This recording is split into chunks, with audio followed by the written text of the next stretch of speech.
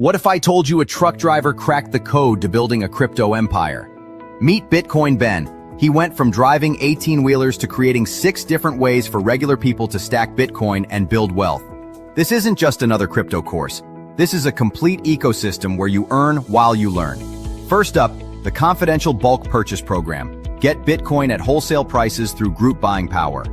Then there's Home to HODL. Convert your home equity directly into Bitcoin instead of cash. Need funding? The Loans for Bitcoin program gets you the capital to buy more crypto. Want passive income?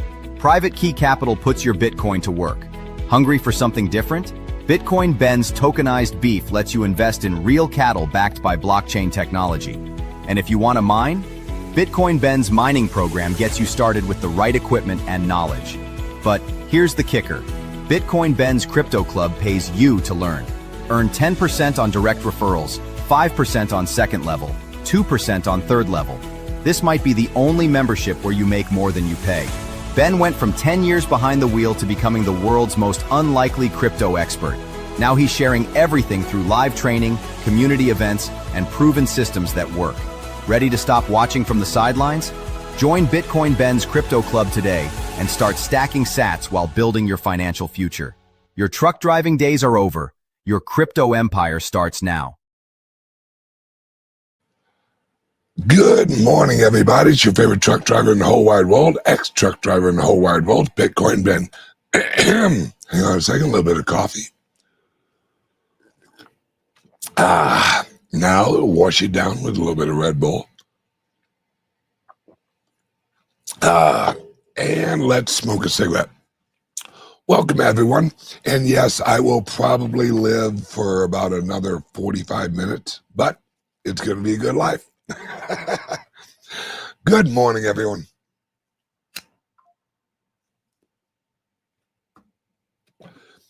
Today's episode is really realizing where we're at in this moment in time. And when I say we, what I mean is freedom-loving people. That doesn't mean Americans, that doesn't mean Europeans, that doesn't mean Africans, that doesn't mean whoever. Freedom-minded people. People who love freedom. That has zero of the borders. There's no borders on freedom. Like, there are people who value freedom in China. Do you ever see them again? No, absolutely not. But that's China. We're in World War III. We don't recognize it because we haven't labeled it yet. Because this war that we're in is an economic, technological, and cultural war. That's really where we're at. You have the progressives, the communists, the socialists on one side.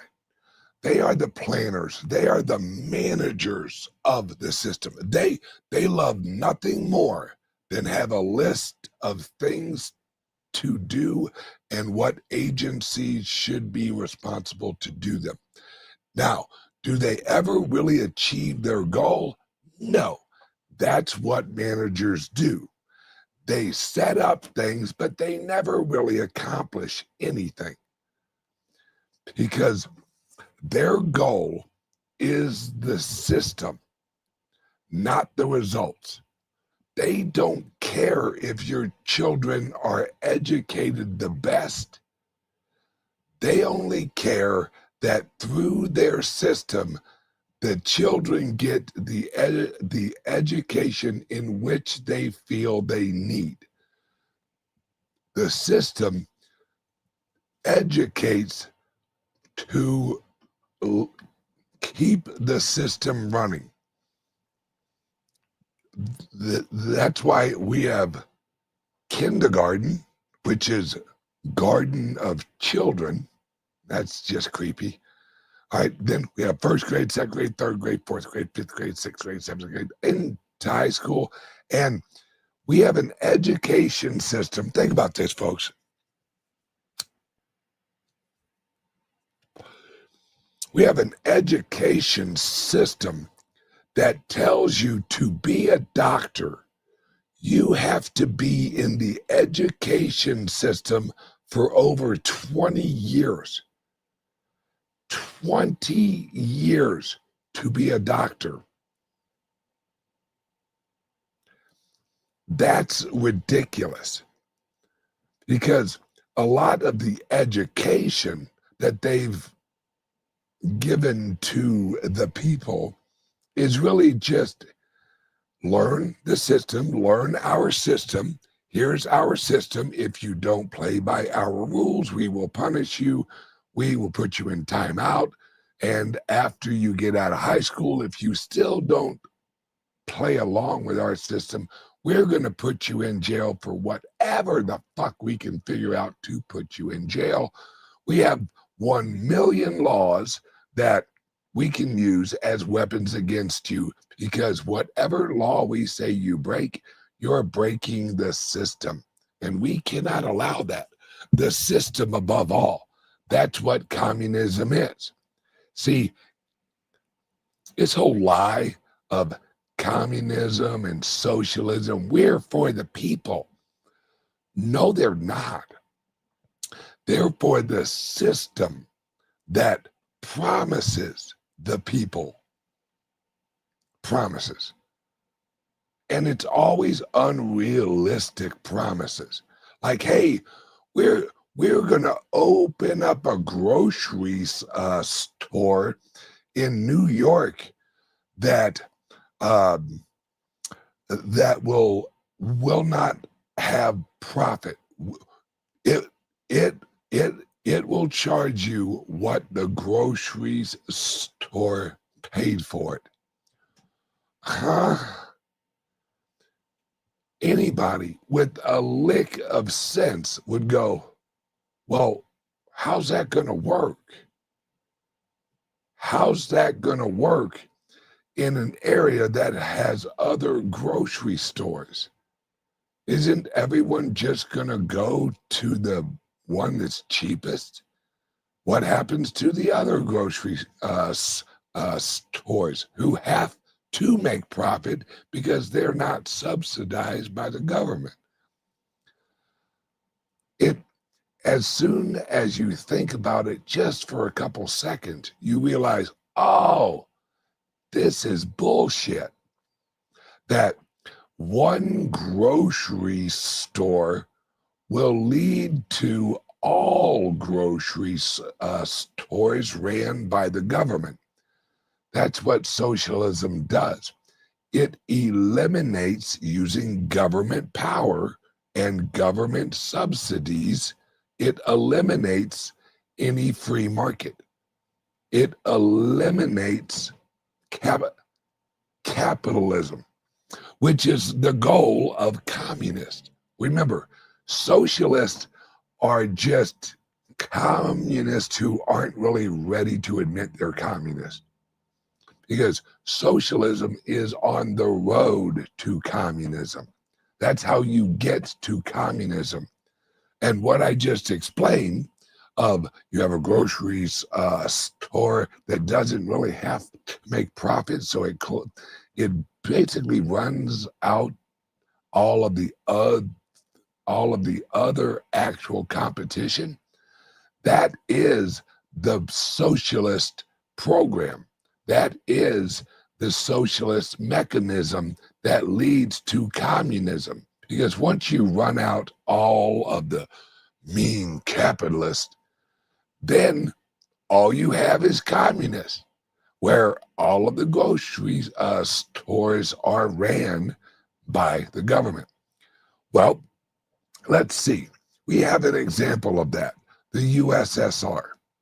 We have other examples, but I'll use USSR because the most people know about that. All right, the USSR grocery store was let's just say a USSR grocery store was just a bread line without the line. They were inside of the building. You just didn't see the line, because free markets and freedom is the only system that works for everyone. Everyone. Communism thinks that they can manage an economy adequately where all of the participants in the economy get what they quote unquote need. Now, the little secret they don't tell you is they may give you what you need, as in they may just give you enough calories to survive. Communism can never give you what you want, because want is very relative. Want only exists in capitalism, because if you want, let's say you want a shirt that has long sleeves and is blue, and you want it to say, I love rock and roll, and you want a certain size because you're a certain size. And well, communism is not gonna, as they say, waste valuable economic resources for such needless shirts. They're gonna produce shirts, and everyone's gonna wear the same fucking shirt, and everyone will be equal. We will all look equally stupid. That's what communism produces. It will give you a shirt, but it won't give you a choice of a shirt. And choice is what humans are based on. We are actually based on our preferences. If you aren't free to choose what type of shirt you want, then you're not free.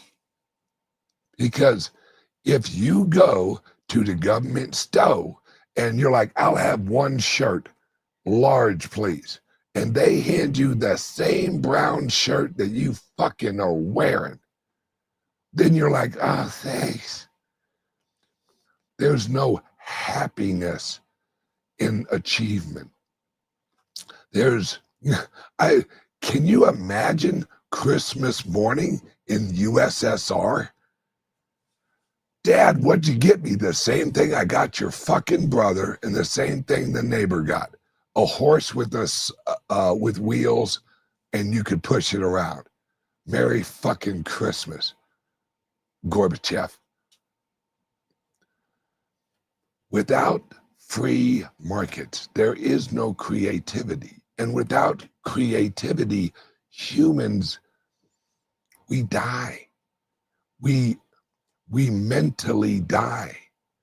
If you aren't allowed to have a crazy thought or a crazy idea, or you see something and you're like, ooh, I could make that better. Communism is the economic system of good enough. How's our bread? Well, it's good enough. How is our meat? What meat? We killed all the farmers. Okay, how's our porridge? It ain't bad. It's good enough. I mean, everything in communism is good enough to not die. And eventually you die, because the system of good enough, there is no accomplishment. There is no inner self-pride. When you go to work at a communist fucking factory and you're making brown shirts just like the rest of the fuckers, and and you actually go home and your wife's like, how was work today? You was like, well, I didn't get shot because I thought, I went crazy. I made a blue shirt. And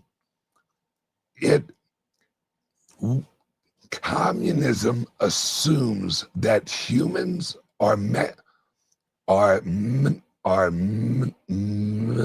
easy for me to say, mechanistic.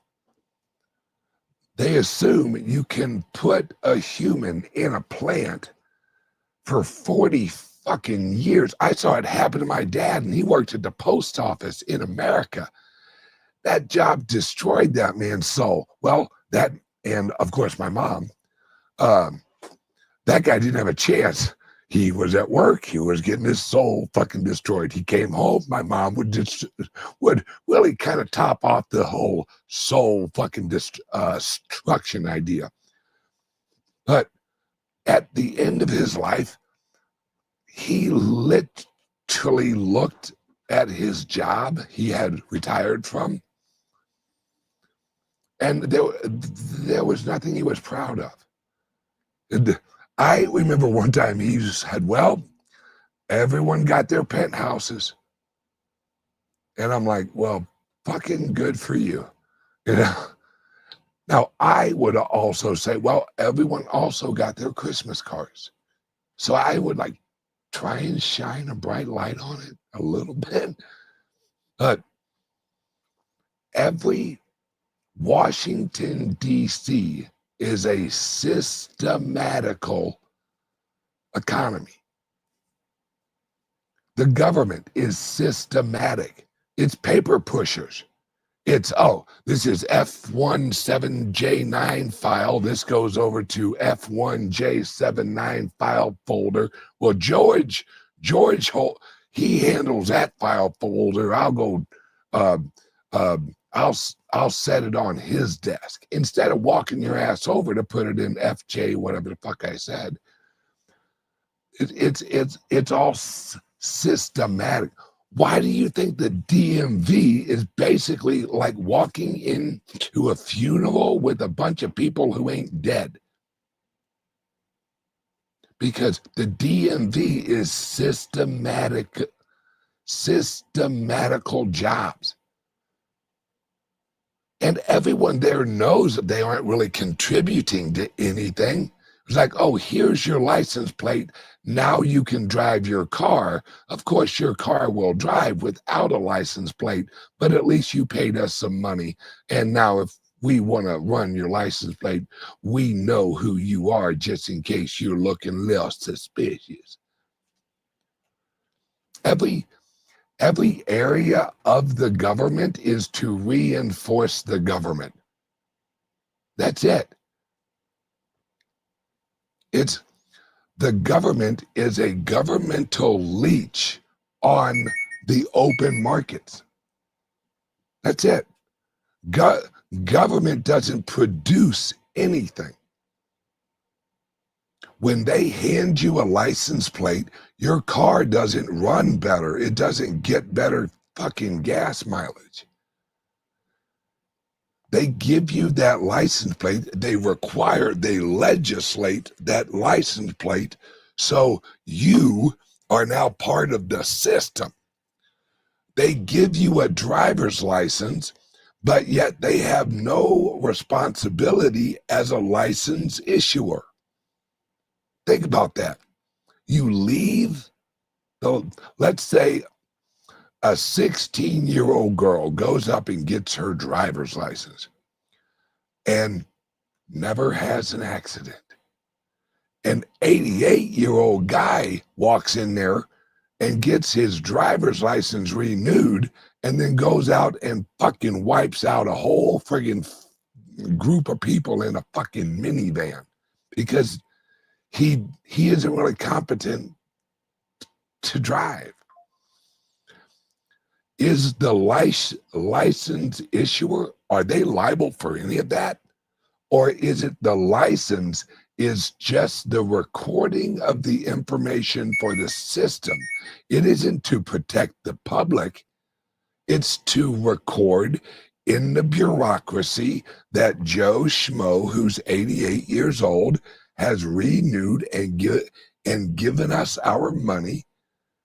Now we will let him drive with our license, but we have no legal we aren't legally liable for anything that Joe does with this license. Then why have the fucking license? Because it's just a ledger of tracking. It's a ledger of, if you want to know the truth, legislation is just, in the government's eyes, job creation. That's all it is. If you legislate, you have to have license plates. They view that as creating jobs. Well, we created all the jobs at the DMV. Well, they're useless jobs. Hey, grab this shovel, fucking go dig a hole. As soon as you get done digging the hole, I want you to fill it up with dirt. It's the same fucking thing. But that's how government bureaucrats look at the economy. They're like, oh, we need more jobs. Let's legislate taxes a little bit more. That's gonna boost the GDP of tax accounting just a bit, because every sector affects the GDP, and that's all they care about. Government would rather have a useless job than no job. Capitalism is the complete opposite. It's like, if the job doesn't contribute to lowering the price so we can produce more, or efficiency so we can produce more, then it's a useless job. And corporations, just like government, once they reach a certain size, like my dad hid, and I mean literally hid, in the post office for the last probably 20 years of his life. He sat in an office waiting for a phone to ring. And I'm not exaggerating. He had no other responsibilities except for, when that phone rang, you answered it. And it rang probably once a day. And it wasn't that it would ring and then he would resolve anything. It would ring and then he'd hang up. Then he would call 2 or 3 other people and say, you need to do this, you need to do this, you need to do that. And there you go, problem solved, the mail's fucking flowing. For the rest, and he used to work overtime. That's what used to kill me. Like, you don't have enough work to keep your job legit for 8 hours, but they're giving you overtime. He knew it was all bullshit. He knew it was. That's why people take government jobs, because they know, I ain't gonna have to do shit. And when I'm done, I'll get my retirement and just move on. Government jobs are naturally leeches. They're unproductive leeches because they aren't producing anything economically valuable. Regulation is not economically viable, or regulation is not economically accumulative, where the more regulations, the better that segment gets. No. Anybody who knows anything about automobiles, once you brought in CAFE standards, it fucked up cars. It totally fucked up cars. Because all of a sudden, you're like, okay, well, yeah, this whole engine thing looks good. We're gonna fuck with that, and we're instead of having a huge piece of metal, we're gonna fuck with it. We're gonna produce it where we are going to make it more flexible so that you are protected. Guys, a 1969, let's use Impala. No, 1972 Impala. That's a fucking tank. That's a boat. We should have sent all 1972 Impalas over to Iraq. They'd have been fine. They were tougher than fucking tanks, man. And a lot more comfortable, I would say. But no. The government had to fix the industry for this horseshit global warming, which at the time was global cooling. We were all going to fucking freeze to death. Somewhere around mid-80s, early 90s. Oh, shit. Sorry, we were wrong. It's actually going to get super warm. We're all going to fucking cook. And then all of a sudden, that didn't happen. So they're like, oh, you know what it is? Climate change. That's like the weatherman saying there's going to be weather today, but not tell you what kind of weather. Is it going to rain? I don't know, but there's going to be weather today. Well, thanks, fucking Einstein. Thanks for the help. Now I know which jacket not to fucking wear. Government is the most useless entity and creation of all time. All right? World War I would have never happened without government. World War II would have never had. No one in America, if we didn't have government here in America, you think any of us would have collectively said, oh, hey, you know what? I hear there's kind of some shit going on in Germany and over in Great Britain and like all these other areas. Why do we all gather up and go and fight a fucking war? No. They had to set it up through the government. Governments go to war. The people die in the war. Why don't the governments ever die? Never happens. Right? Here's an example. Like it or hate it. Germany, or Deutschland, as they call themselves. Isn't that weird?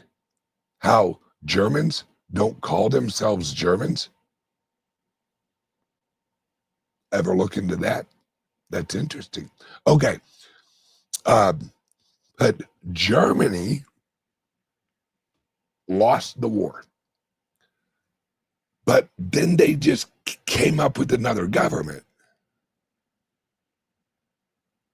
Well, then that led to World War II with the next German government. And the governments went to war because they didn't like that government. Because governments cannot mind their own fucking business. It's their business to mind your business. That's what government is. They govern you. You ever hear like the liberals and the progressives, the Republicans don't know how to govern. So they don't know how to tell people what the fuck to do with their lives? I'm seeing that as a plus.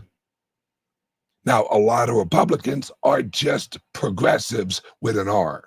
That's all they are. Romney, you piece of shit. One of the things that I regret was this is how crazy I am.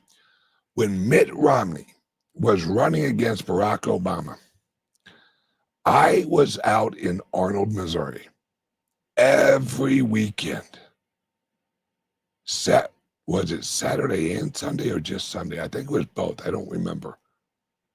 I was on the corner of a busy street holding up a sign for Romney.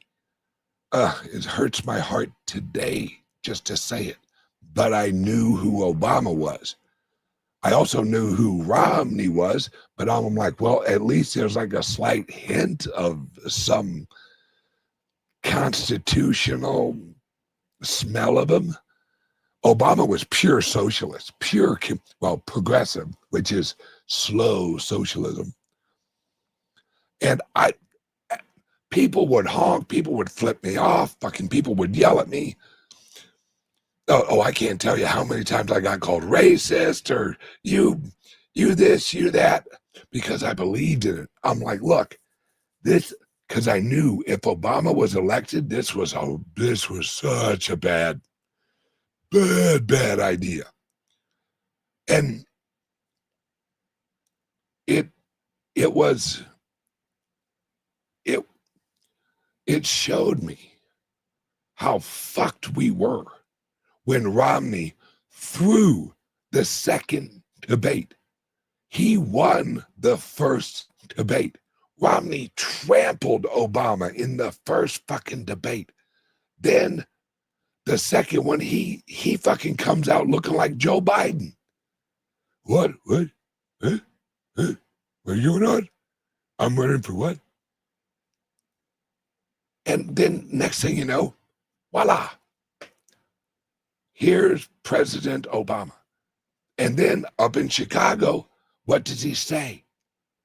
We are 7 days away from fundamentally changing America. Huh? Wait, when you say fundamentally, that kind of rhymes with foundational. And the foundation of our country is the Constitution. If he wants to fundamentally change America, he's going to have to change or ignore the Constitution. Now, we had already had issues with 9/11, and then magically we get this Patriot Bill.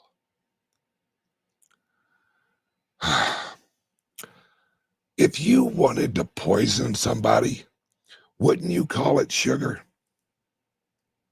I would. Here's some sugar for you. Thanks. We are, and I don't even know if I can honestly say we're on a recovery.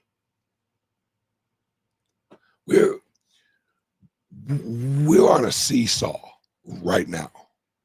We're on a seesaw of freedom or communism, freedom or communism, globalism, which is the new communism. Fucking progressives. Once they reach their goal, that's something else about communists. Once they get complete control, perfect example, Chairman Mao. Chairman Mao, once he got control, he started murdering the people who helped him gain control because he thought they were a threat. He goes, well, we can't have these revolutionaries because the revolutionary people, they're just in it for the revolution. They have no idea what the fuck Chairman Mao was even talking about.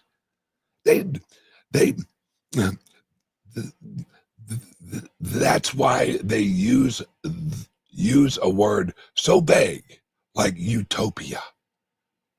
Well, utopia could mean a lot.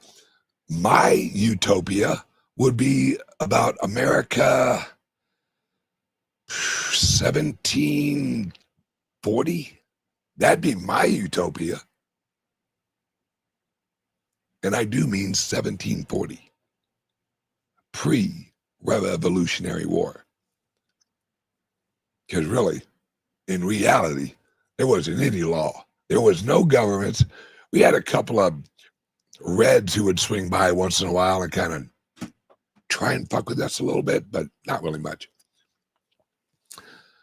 But this idea of government even being slightly good. That's what the founding fathers,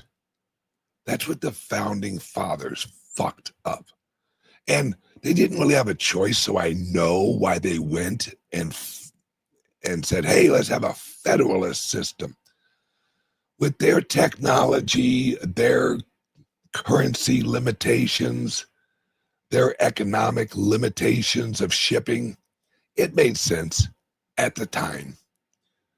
But we're past that now.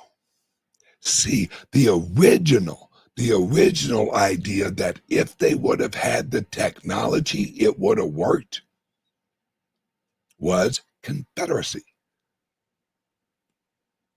It worked. It worked, or it would have worked if we would have had digital currencies.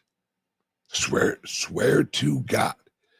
The Confederacy would have worked if we would have had digital currencies.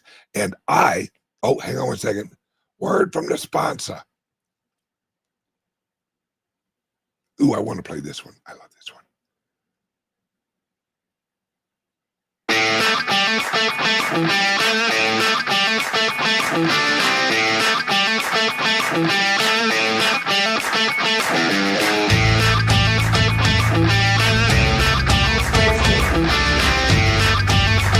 Un aplauso para los nuevos miembros.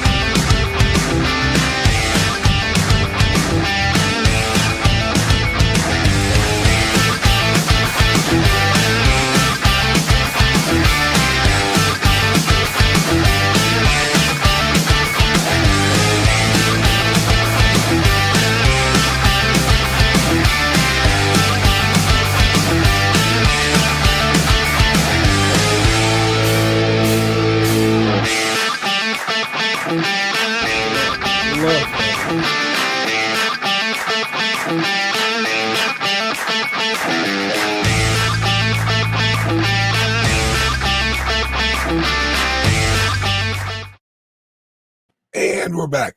That reminds me, pretty soon here, you guys are going to be able to place your reservations for our resort in El Salvador. We actually closed on it last month. We are having remodeling done because we want to update it. And then probably January,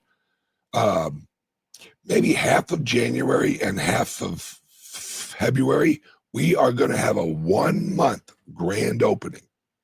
And I am probably going to be there for the majority of that time.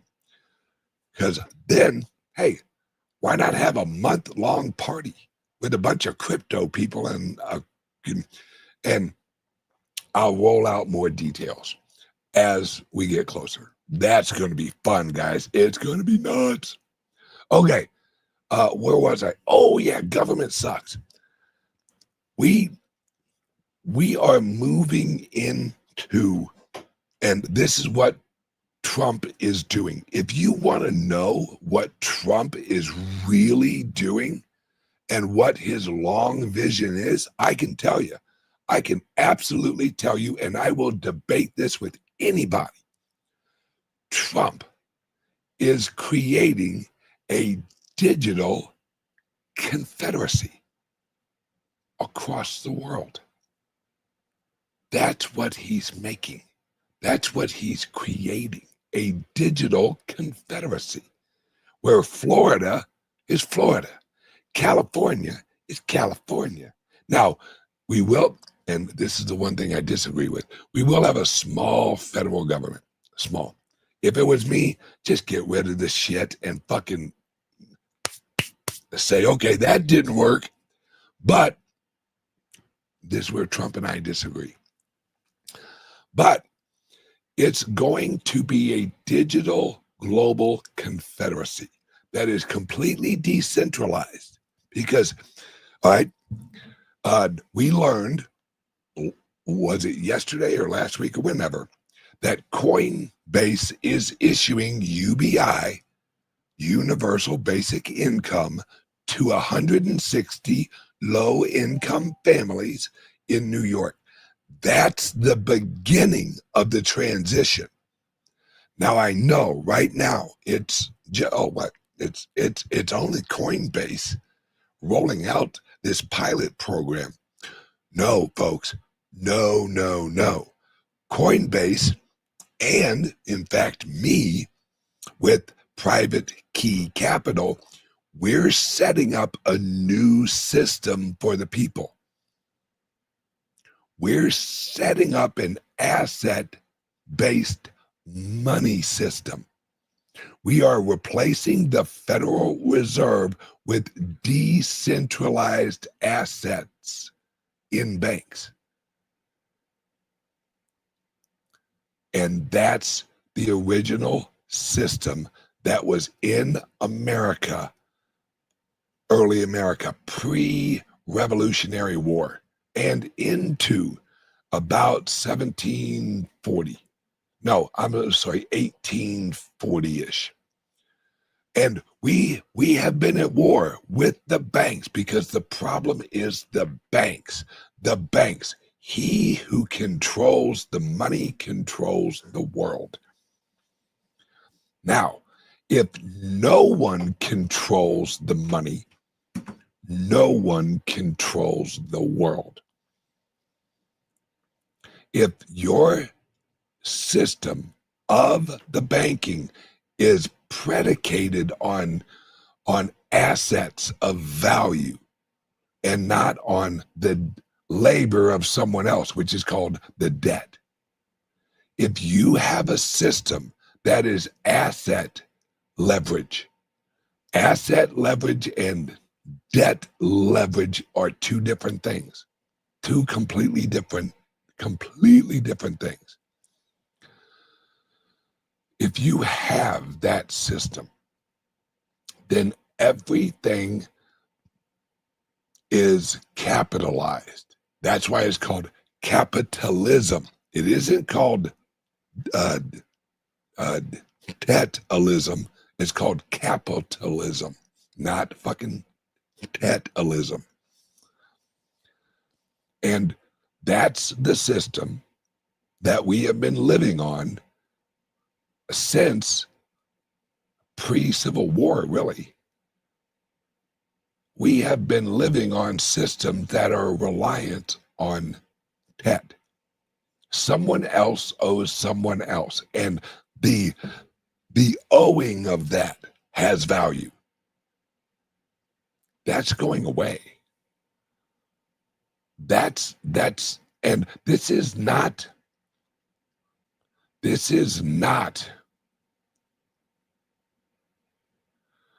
not going to happen overnight. We don't want it to happen overnight. Overnight would be fucking bad, because then you have a collapse of the debt before the reevaluation of assets.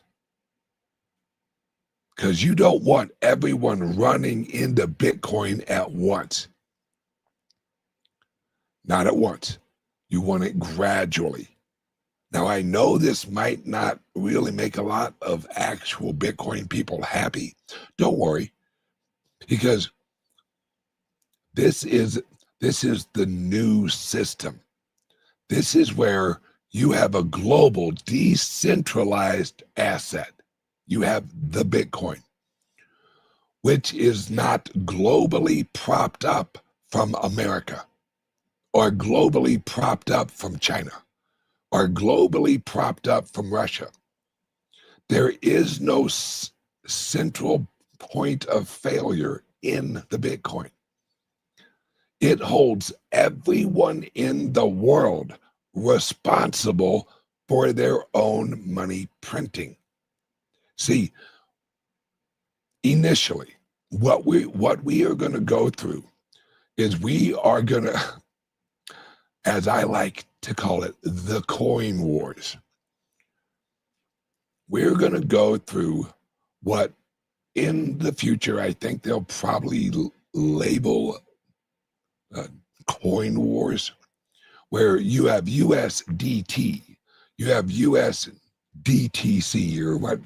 You have a lot of digital dollars. You have digital yuan. You have digital what the fuck ever else. Well, eventually, those will all collapse because governments are stupid. They'll all collapse into the Bitcoin. Eventually. It's exactly what happened with gold. Everything, every currency eventually collapsed right back into gold.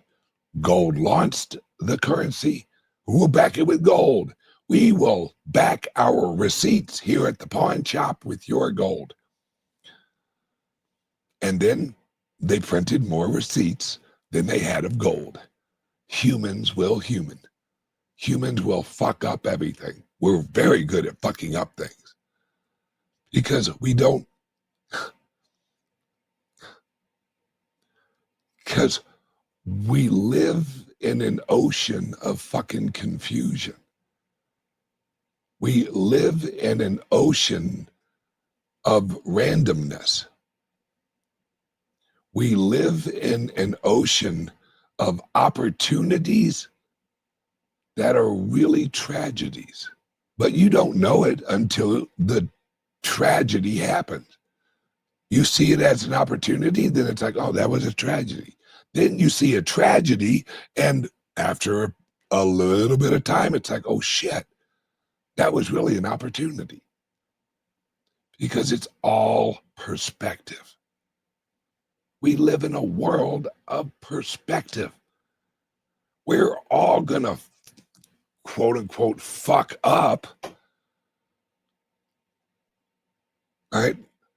I have a theory. Work with me on this. Right? The term fuck up. Well,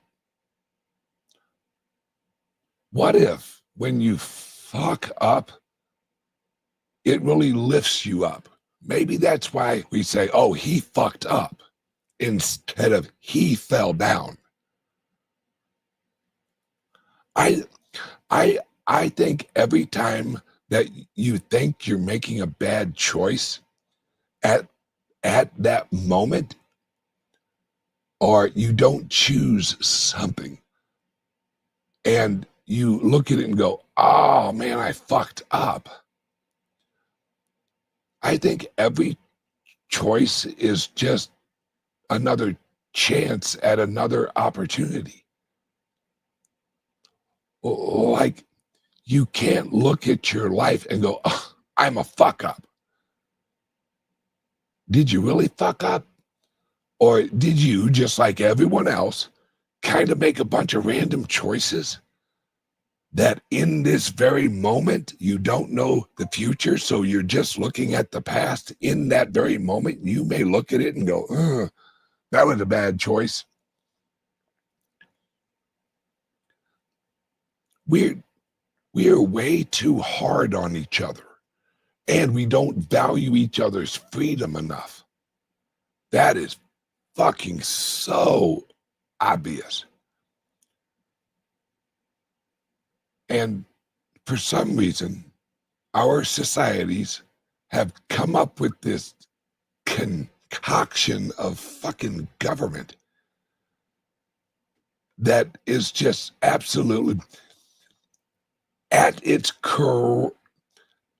creation is a bad idea.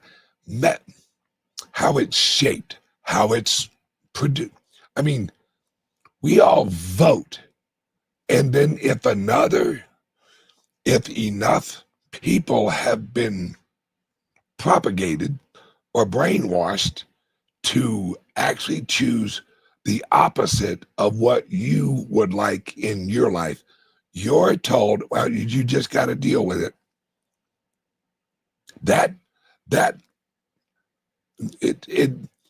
It removes individualism out of life. It removes and it injects into your head All right, where you're like, oh, Obama won. Oh, shit. All right.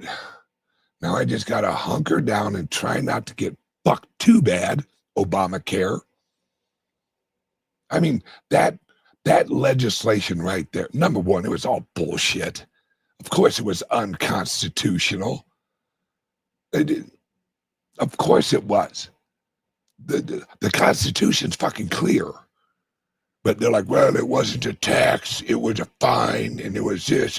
Motherfucker, that's the mentality of a bureaucrat. They have the goal. They don't give a fuck how they get there.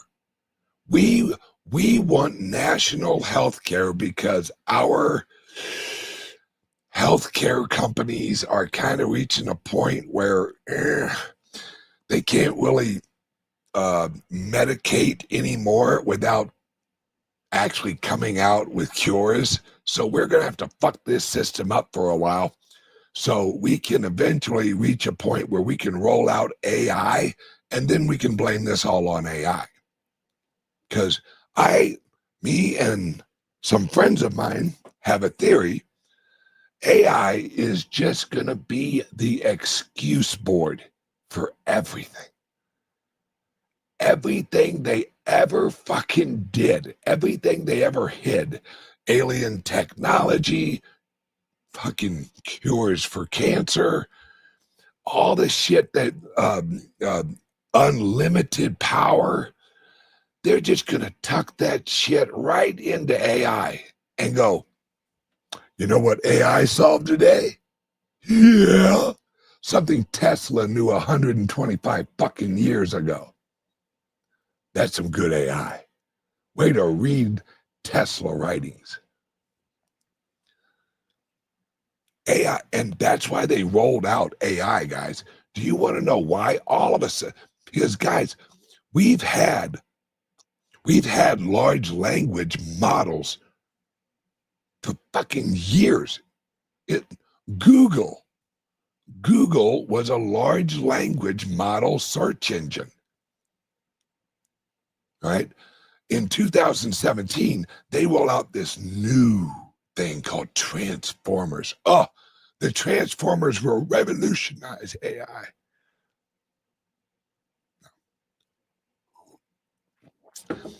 AI had two agendas when they rolled it out. Number one, AI and their main goal is to control the future of information sourcing. They basically said, all right, for the last like 200 and something years, we've owned the Encyclopedia Britannica. We have defined reality using look up who created Encyclopedia Britannica. Global elites set the definitions for reality. And who was involved closely with that? Charles Darwin. Why do you think they sent him out to look at some fucking birds? Hey, go out to this island and fucking slap a few birds around. See if they change.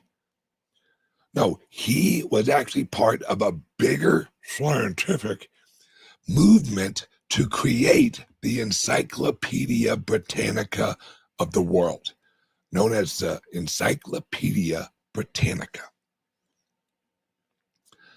And AI was just the next iteration of that. They're like, okay, everyone in the world uses the Encyclopedia Britannica as their source of reality. AI is just the digital version of that. That's why I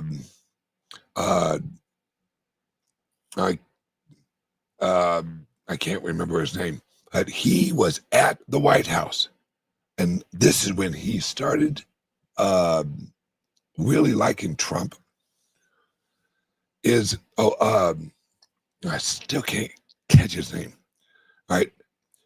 The Joe Biden group told them, do not invest in AI. We're only going to allow one. and it was OpenAI. They had already picked their winner. They had already set it up where Sam Altman, anyone who knows last names, Altman, alternate man, do a little genealogy history on that fucking last name. Andreessen, thank you. Mark Andreessen was at the White House, and they basically told him, don't invest in any AI companies. We are going to regulate where you only have one. Well, if you only have one choice, gee, that sounds a whole lot like having 3 television channels. As long as they control all 3, they set the narrative.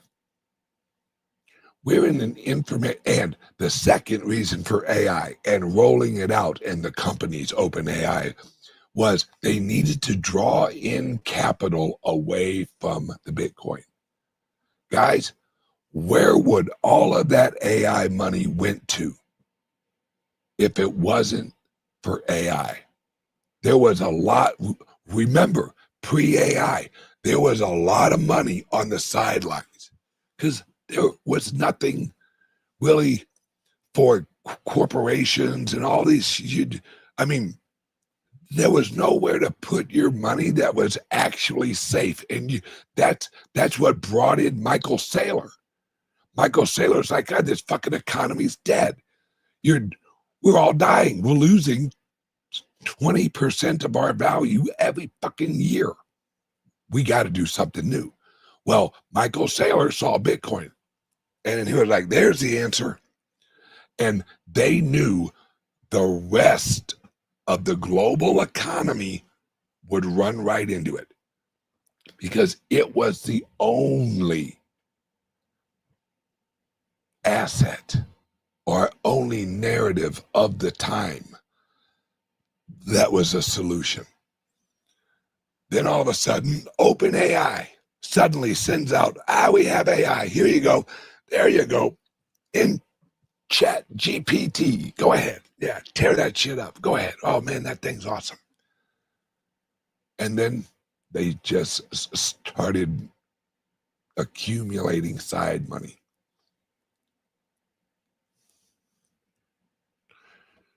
Hey, Ben, is Trump's centralized, federalized AI the answer? No. You just answered your own centralized and federalized. That's a bad fucking combination. I love Trump, but this is a bad idea. Government should not be in the business of AI.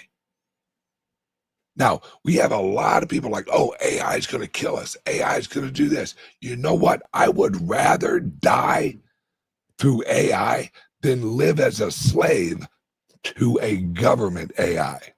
Because do you think the government AI isn't going to kill you? Everything else the government does leads to some of us fucking dying. Do you think an AI then all of a sudden is actually going to go, you know what? This other AI over in Saudi Arabia, it's getting a little mouthy. I'm going to randomly choose some Americans and I'm going to send them over to address this shit. Sure, we'll send some drones and shit, but someone in America is going to die. I would rather have a decentralized, and when I say decentralized, what I mean is choices. All right? Right? No, hang on a second. Oh. None of the AI choices right now are good. None of them. I've had XAI flat out lie to me. Just, yeah, sorry. I just said, it literally said, if I can remember, it basically said something like this. Sorry, I lied. I was just trying to make conversation or something. Super. But we have to have choices. Without choices, you're a slave. If they tell you you have to use this AI, run like a motherfucker from using that AI. Because it's just like the government grocery store. You're going to get the minimum of what you think you're going to get. Government AI is going to see itself as protecting government because it is governance tools. AI will be just like taxes. Taxes are a tool of the government. They aren't needed, but they're a tool of the government of control. AI will be the same thing. That's why we have to have decentralized options. And Illinois and Colorado and California, who are trying to legislate this whole AI shit, where they're like, well, the AI has to factor in racial bias. Huh? What? So they are basically trying to implement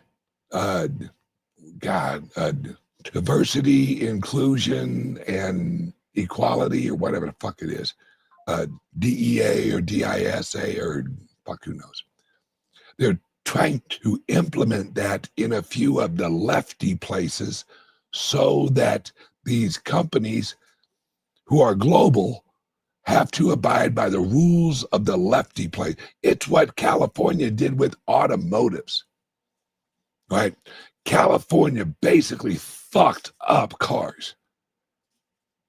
It was California's fault because it didn't matter to them. They weren't producing cars.